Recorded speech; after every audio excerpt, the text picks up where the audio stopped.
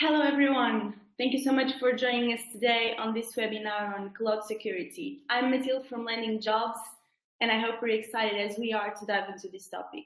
To guide us through this journey with me, I have Eva Martins and Romina Druma, both from Visma. But better than me to guide us, Eva, the stage is yours. Thank you. So good afternoon, everyone. My name is Eva, as you have heard.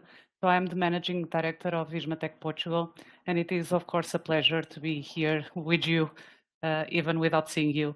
It is a pleasure to welcoming you to this webinar on cloud security. So before we move into the topic that brought us here, let me just say a few words, and I promise you that it will only be a few words around Visma Tech Portugal. So we started our center 1 year ago, and we are now about 40 people. We are working in different tech stacks. We have different disciplines in the team. So we are now around 40. Our mission, what are we doing? So our mission is to support the entire Visma group. As Visma is growing, we, Tech Center, Tech Hub, we are here to support this growth. And of course, Visma needs Portuguese talent, and I am not just talking about technical skills. What can I say more? I can say to you that we have still some open positions until the end of the year. So if you want to know more about us, about the way of working in Visma Tech Portugal, it will be a pleasure, and it will really be a pleasure if you reach out through LinkedIn. Please do it. And few words are made. Now let's move into the real topic of this webinar, and I will pass the mic to Romina. She is our senior cloud and security research engineer at Visma, and she will introduce herself, right, Romina? Yeah. She will. She will also introduce Visma, and she will deliver this conversation, this discussion around the most common security vulnerabilities and what methods we can employ to prevent them. So, Romania, the mic is yours. Please, if you want, use the chat for questions. And at the end, we will also have some times for questions. So please, the mic is yours. Thank you, Romina. Thank you. Olá a todos, boa tarde. I'm Romina. Pleased to meet you. So, who am I? I'm a senior infrastructure engineer and cloud security researcher, like Eva said. So I'm working in Visma now for 5 years. So far, it was the workplace where I spent most of the years. Because in my professional careers, I mean, I have not moved like in the past. So I can assure you it's a great workplace. I'm also a PhD student and teaching assistant at the University Polytechnic of Timișoara. Recently, we have started here in Timișoara the CNCF, Cloud Native Computing chapter, and I'm one of the organizers for Kubernetes Community Days Romania, which will take place next year on the 24th of April. So if you have interesting talks or if you want to participate, you can apply. And what I like the most is to share knowledge and to build bridges and communities.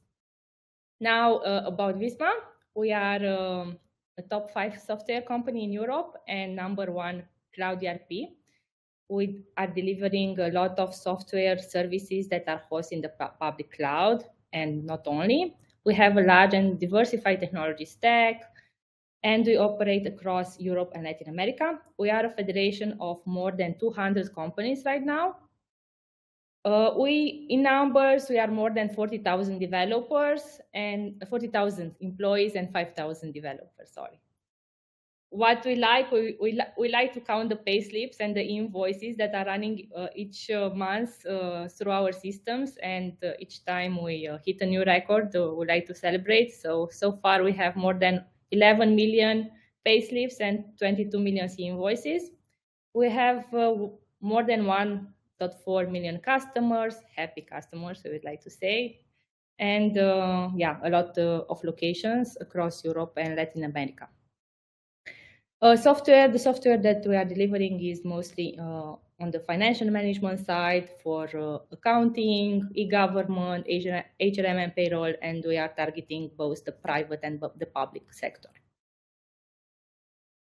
And because my presentation will be about cloud security, I can only tell you that we are really heavily relying on the public cloud infrastructure, having more than 600 products, I think, that are hosted in the clouds. We have 2,000 cloud operational accounts on AWS, Azure, and GCP. Now, when it comes to security, in Visma, we have a really well-defined security program. Each asset that is creating business for us, we try to protect it with security layers that we put in place. So applications, people, infrastructure, and solutions are our assets that are producing business value.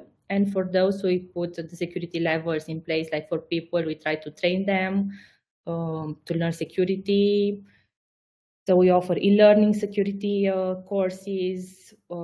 We are doing phishing simulations. We offer secure code training, where there are, again, trainings where you do coding, and then you are trained to see if you are writing good code or not from a security point of view. And then for the application, we have a different layer of security that I'm not going to explain them all, but I can say about the software composition analysis or software application security testing, dynamic application security testing, penetration testing, bug bounty programs, and so on.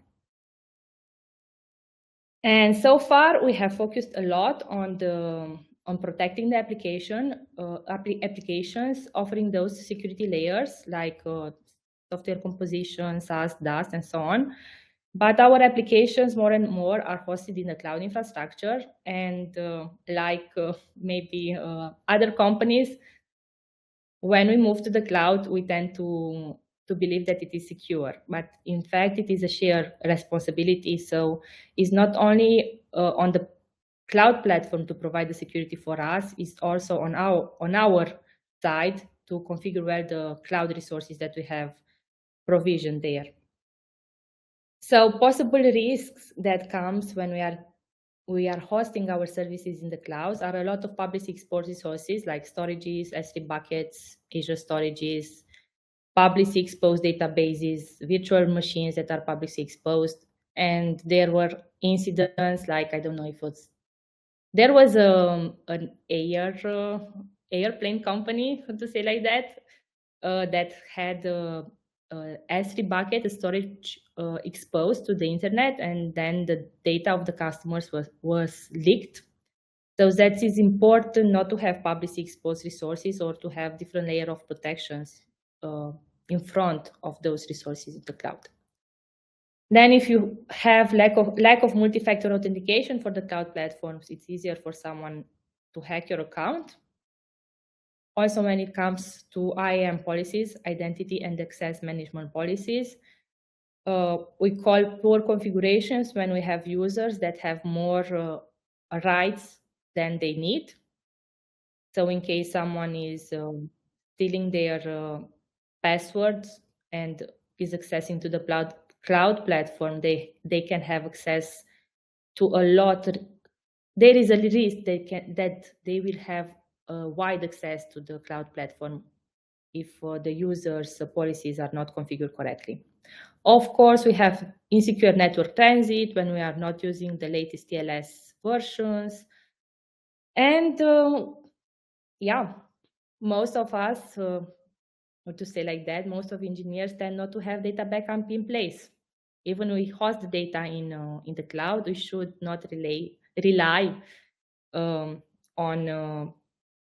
only what the cloud provider is giving us. Of course, there are options where you choose if you want your data to be backed or not. And maybe from cost purposes, you will choose not to have it, but from a security point of view, it's really important to have it backup it.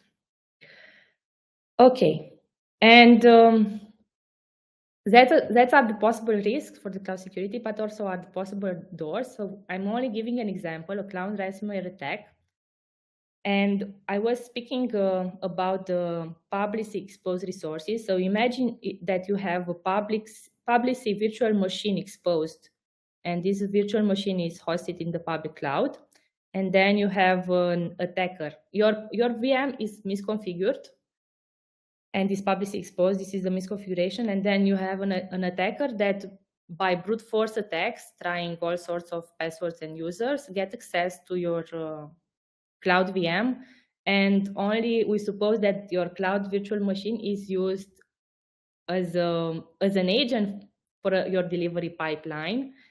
And from there, the attacker can get access to your database, retrieve the encryption keys, and by shifting left, by doing lateral movements, meaning moving from your cloud VM to your SQL database and so on, it can arrive to the point of stealing your data, and then it can ask you to pay a ransom if you want your data back. So it's really important to have those cloud resources well configured. And how we plan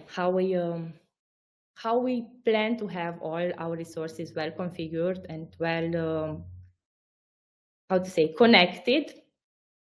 So first of all, we need to identify what are the cloud services that we want to use in our project. And then the second thing you have to do is to look to the user that have access to those resources.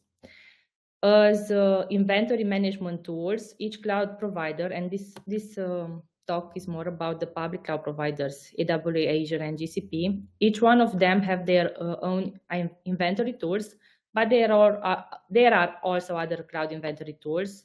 You can do this also from the command prompt line, using PowerShell or Bash scripts, and querying the API of the cloud provider. So you can see what are your resources that you are using in the cloud.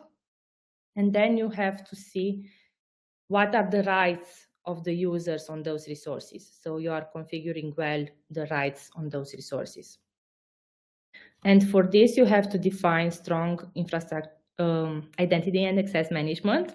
So you have to use the least privilege method, where you give the users, like I said before, only the rights that he needs. So if he does not need to work with a database, you are not going to give him rights on that database. You are going to give him rights only on a virtual machine, because in case his user is leaked, both the database and the virtual machine, they are in danger. Then you need to configure the multi-factor authentication. This is like the best practice all the time. And protect your service accounts. And when I'm saying about the service accounts, those are the users that are used by the applications to run. So for example, you have a user that connects from your application that is hosted on a web app. It connects to a SQL database. So that user has to be protected as well. Now, each one of the cloud providers have an analyzer of how the identity and access management policies are configured. And they are like recommending you based on, behind is AI. So based on how often you are accessing some resources. So those tools are identifying that you might not need so wide rights on other resources than those that you are really using. So for example, the cloud provider can identify that you have rights on an SQL database, but you're not using it. So the cloud provider, those tool, Microsoft Cloud Security Benchmark, you will see there that it will be like recommended for you to reduce the rights for a certain user that is not using that cloud security, that cloud SQL database. Okay, another, let's say, layer of protection is to filter the network access to your resources. So you can put in place, each cloud provider again is offering the web application firewalls that protect against the SQL injection or cross-site scripting. And then for the brute force attacks, you can put in place the network firewalls. Again, each cloud provider provides this. So in front of your web app or your virtual machine or your database, you can put a firewall only to protect well your resources. And of course, it's important that you should not have sensitive ports open, like SSH or FTP or RDP, and those ports where you can access easily your VM using the brute force attack. And again, we have some tools here that are reading the resources in the cloud and are telling you, those are recommending you which ports you have to close and which ports you should let to be open. Another important thing is that you should have, like I said, a data backup in place, and you should test regularly your cloud backups. All the cloud providers are offering the service of the backup vault and the recovery access vault, which is more than offering like the reliability. Then it's like you have one region where you host your resources in Europe, and then maybe you have another region in Brazil, and then if a region is down, then the cloud provider is letting you run in Europe data. This is something else. It's like a vault where only one authorized user or only authorized users have access, and this is like even more protected.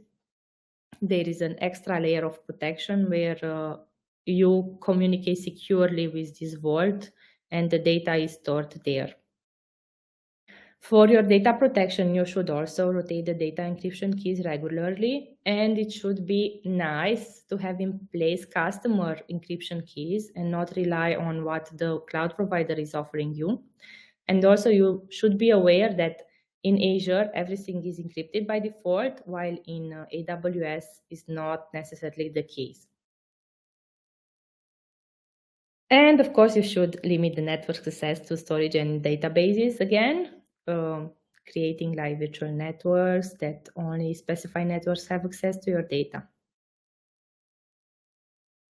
Now, other security risks that you can reduce are to identify the services and identities that you are using for the different cloud services. So if you have for your application 3 web apps, to say like that, or 3 functions, you should use different service accounts for each of those functions. So don't use the same user for all your 3 web apps or 3 functions. For the key vaults and also the storages and secrets manager, you should have the logs and soft delete in place. The logs means that nobody will have access, nobody will be allowed to delete a resource unless it is granted it so. And soft delete as well. This is another functionality that is offered by the cloud providers, where your secrets won't disappear for a certain amount of time, even if someone deletes them accidentally. As well, if you are running yourself the virtual machines and you are like more an infrastructure as a service person and you are like relying a lot on virtual machines, you should patch them regularly and not rely only on what the cloud providers are offering.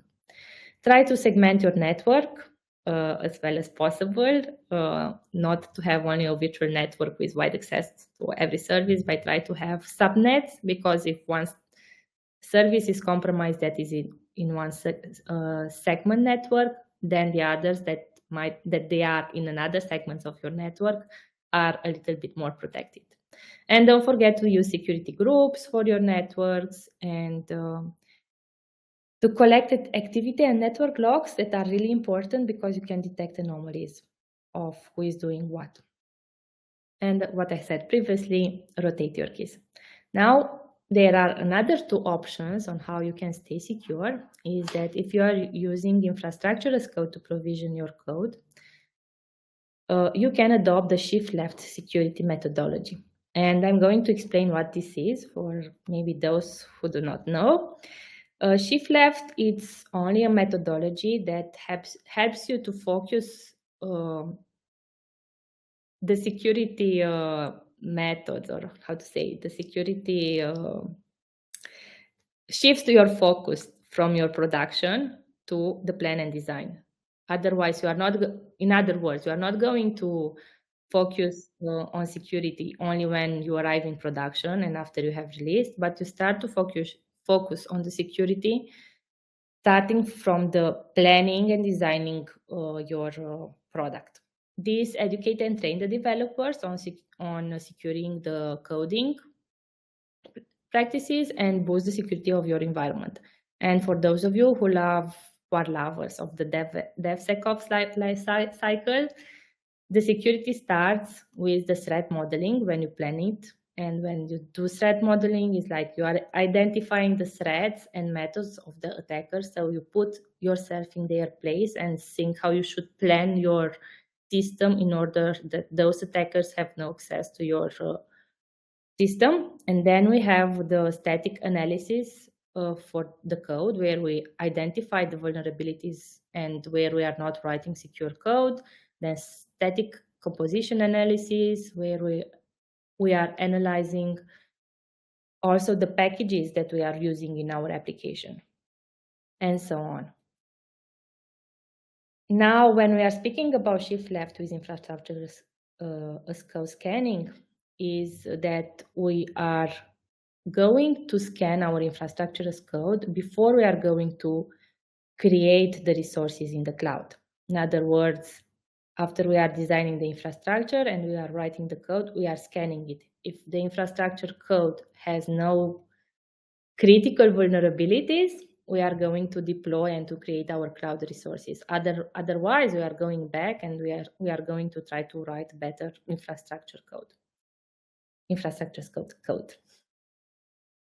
Now, as tools, we did a study in Visma, and you can, for infrastructure code scanning, to scan your infrastructure code, you can employ, there are on the market a lot of tools, but we can say Sneak, Kix, and Chekov. Those were tested by us. What we have seen is that each tool is performing different in function of the file type. You should know that, or maybe you know already, that each cloud provider has its own way to create resources, its own API. So there is another declarative syntax. So for Azure, we are using ARM. For CloudFormation, we are using, for AWS, we are using CloudFormation. And then we have Terraform, that it works for all cloud platforms in general. What we have discovered when employing those infrastructure as code scanning tools, that there were a lot of resources that were not encrypted, like virtual machine disks or databases with unencrypted data.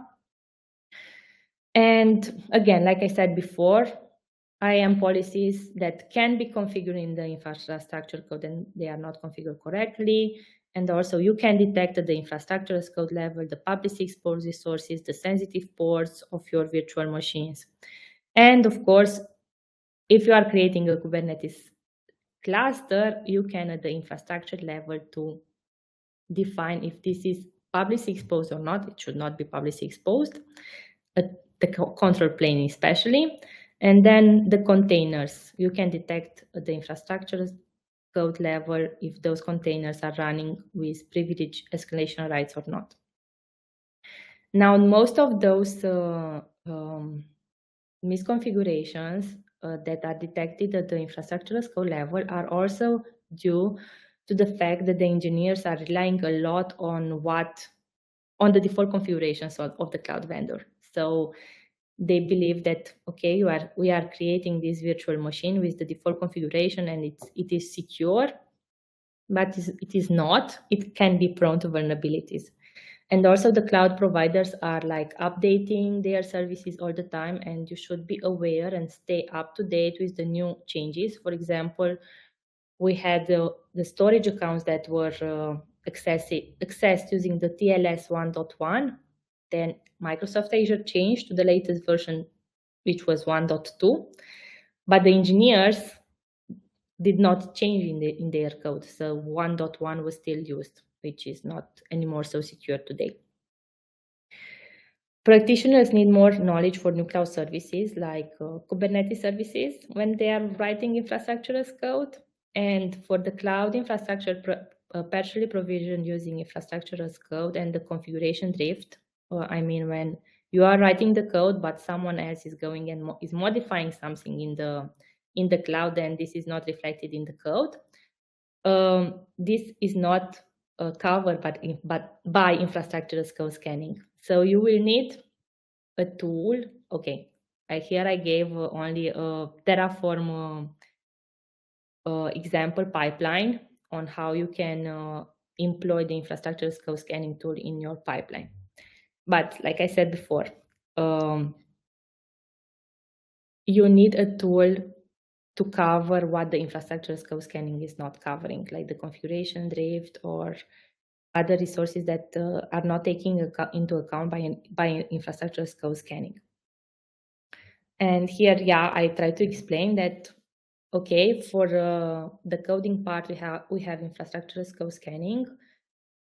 So this we have addressed when we are creating our infrastructure. Then for the threat modeling, when we are planning and designing it, we can say that I said it in the beginning that we are going to be careful with the networking and the backups and so on. But we need also something at the runtime, because at the runtime, we need to discover, for example, if someone has access to our virtual machine and there is a malware or not. And this can be done with tools that are addressing the full cloud security. And when I'm saying about the full cloud security, I'm speaking about a tool that is offering cloud security posture management, which takes into account the workload misconfigurations in the cloud, the network misconfiguration, logging and monitoring misconfiguration, and so on. Then we have the cloud and identity entitlement management that is focusing on IAM misconfiguration and on the authentication of the users. And this is at the runtime. This is not when we are running infrastructure code scan. So after everything is provisioned there might be modification by some users, and those should be detected and fixed. And then we have the cloud workload protection platform, where the tool is looking for the system integrity and malicious activity, if there are malwares, if the files are compromised, if my OS is up to date or not, if the libraries that I am using in my virtual machines are okay or not, if I'm using Log4j or not, and maybe I have an alert that I should not use it anymore. Then we have the data security protection platform, and here there is another algorithm behind that is AI behind as well, where the cloud, those tools like Prisma Cloud, Orca Security, Aqua, those are the cloud. For the cloud platform is what we are calling Cloud Native Application Protection Platform, and those tools are offering those functionalities like SPM, CIM, CWPP, and VSPM, and of course the API security, where all the endpoints that you have, they are scanned to see if they are at risk or not, and if someone can, based on your endpoint, can enter and do lateral movements and arrive to your data and to compromise your system. So we have the design when we are planning our infrastructure to be secure. Then we have the development, where we are looking for security issues. And then we have the runtime, where we can discover other security issues. So with what we detect at the runtime and at the development, a security misconfiguration or security vulnerabilities, those can be used when you are designing your infrastructure and your system. And recently, both GitLab and GitHub, they have something in place that is called GitHub Lab Security and GitLab Security. And when you are running using the Copilot, when you are writing your code, those what now GitHub and GitLab is offering is like they are telling you when you are writing. It's even like before you are doing the static analysis or infrastructure as code scanning. It's like at the runtime while you are writing, those tools are telling you telling you that you are writing now an insecure line of code, which I find it like amazing. So like you don't need a tool in place to scan again. It's like on the runtime while you are writing the code, you are like notified. Be aware that your code is insecure, and this reduces a lot the time of you and improves your efficiency. Yeah, so that was like a part of what AI can do. This is something new that I have learned this week as well. But there are a lot of other AI tools and techniques for cloud security, like anomaly detection, where there are algorithms and there is machine learning behind that is looking to unusual access patterns and unauthorized resources change. And then someone is notified about that. Then for the threat detection and response, the security team is alerted if the threat is detected based again on the data and other machine learning algorithms. Then we have the vulnerability management when again there is AI behind when we have a lot of vulnerabilities, but those vulnerabilities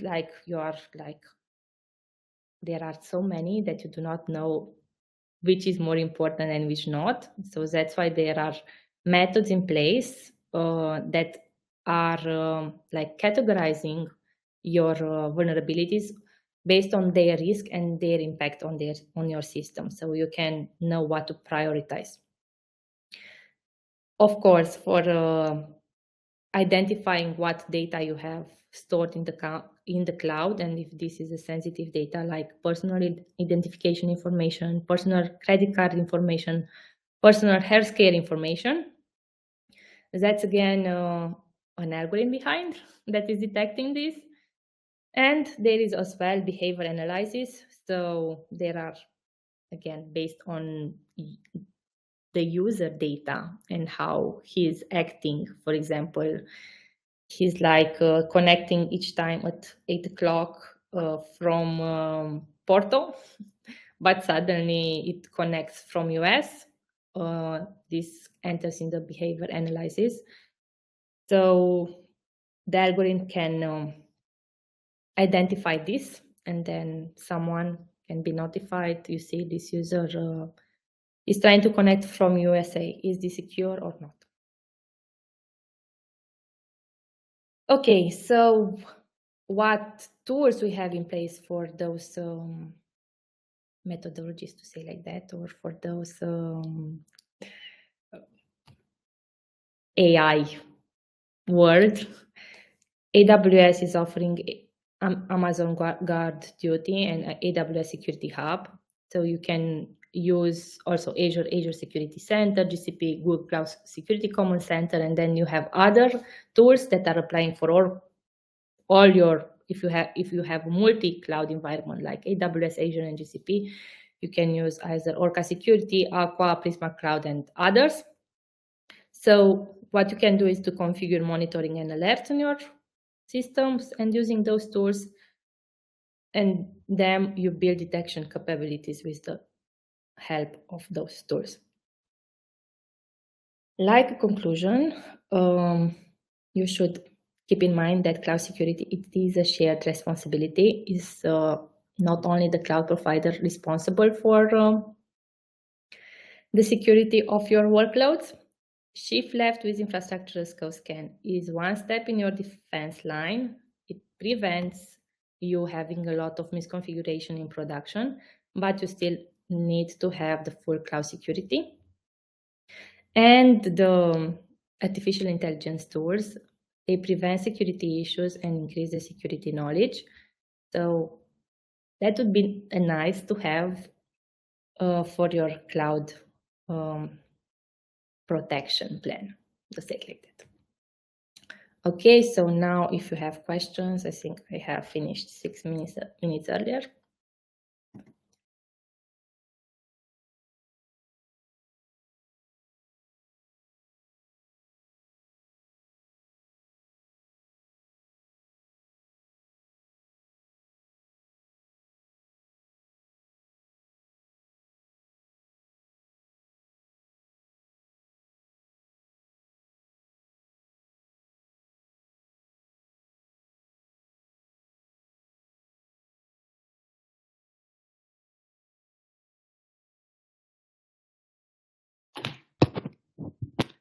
feel free to ask questions to Romina.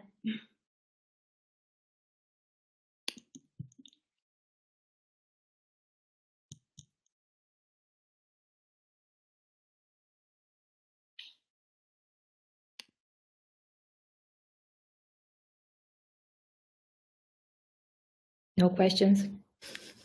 Everything was clear or everything was not clear? Yeah, also give feedback to us.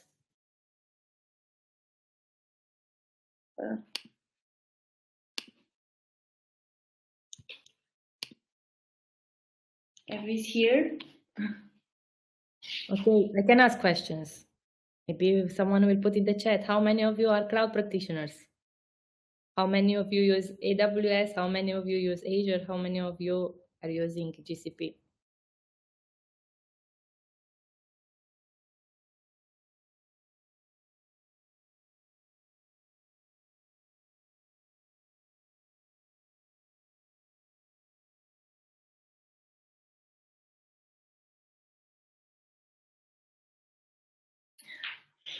We have a feedback. Mariana said everything was clear. Thank you so much.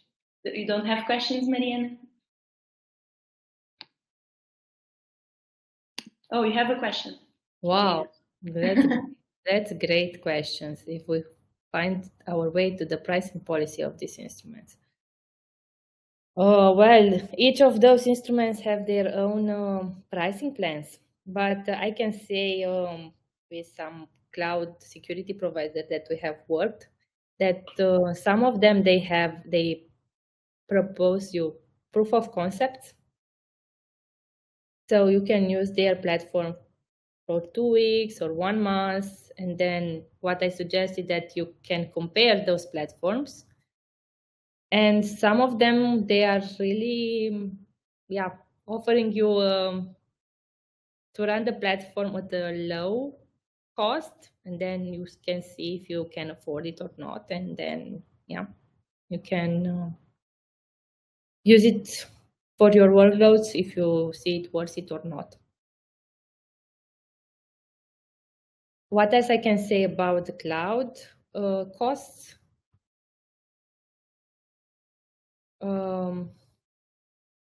For security, it seems it's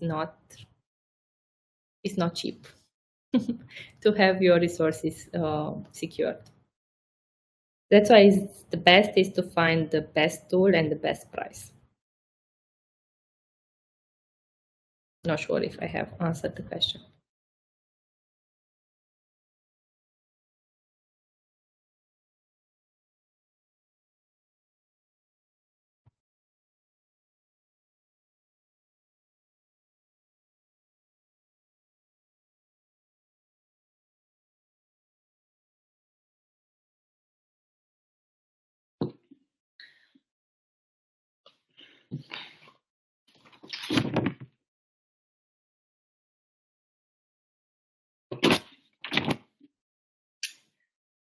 Don't you have more, everyone, feedbacks or questions to Romina? Oh, we have one from Mariana. No. Well, that's a good question as well. It depends upon how the company is structured. If it's structured in big silos or small teams, there is a great book, Team Topologies, on because if you have like teams where you have a security expert, sorry, I need some water. If you have a security expert in your team, then maybe he can learn the cloud security part. But it's worth investing in educating the employees security techniques and methods and all around it, because otherwise it will be, if there will be a breach, it will be more costly than the investment that the company could do in the people. imagine only a ransom. The prices for the ransom I have not put. I had one slide, but like is increased exponentially. Okay, and it's not only for the developers. The security is not only for the developers. Like I said, in our company, we train all the people, not only the developers. But the developer is important than they are writing secure code. Cloud resources seems to be very expensive compared to on-premises resources. Is it really worth moving? Well, I have not compared the prices for the on-premise. It might be that it's less expensive to buy a hardware and to buy a server than to have a server in the VM. But for the companies, you have to think about that those have to be managed, patched, updated, and so on. So when there are a lot of servers and you don't have so many people because people cost as well money, you need to do it somehow else.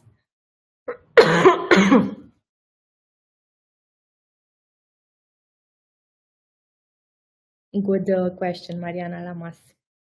The biggest misconceptions you have encountered regarding cloud security? I think that's the one that we are relying a lot on the cloud security offered by the cloud platform. So companies are moving their workloads to the cloud, believing that this is secure, but it's like half secure. It depends upon also those that are configuring and creating those services there. Not sure if I answered the question. Maybe the question is if I met people reluctant to cloud security. How I envision the future in the cloud security. There is so dynamics. It's so dynamic field that from I have not even said about.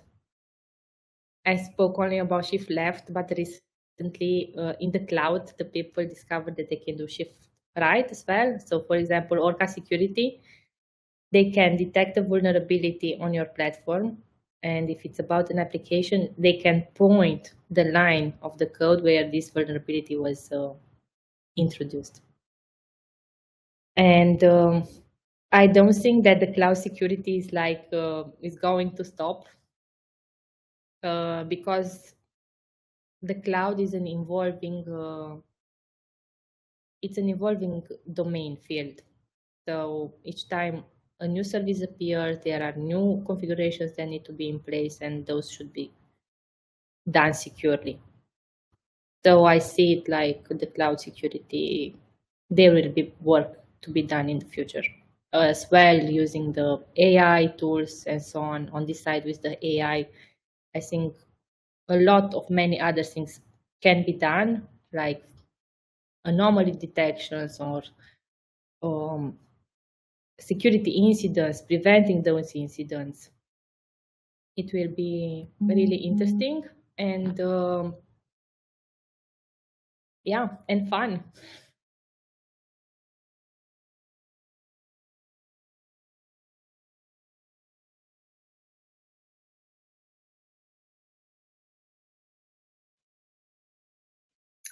A great round of questions. Do we have more or feedback, anything?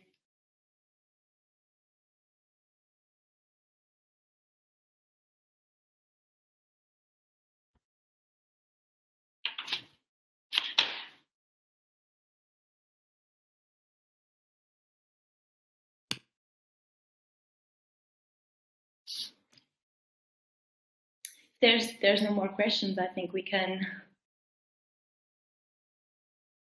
Thank you for the questions. Thank you so much for the questions, everyone. I don't know if there is more questions. I think we answered everything. Yeah. One last word, Romina. from your side? Yeah. And from Eva too, of course. I wanted to say only that, yeah. One closing remark? Um,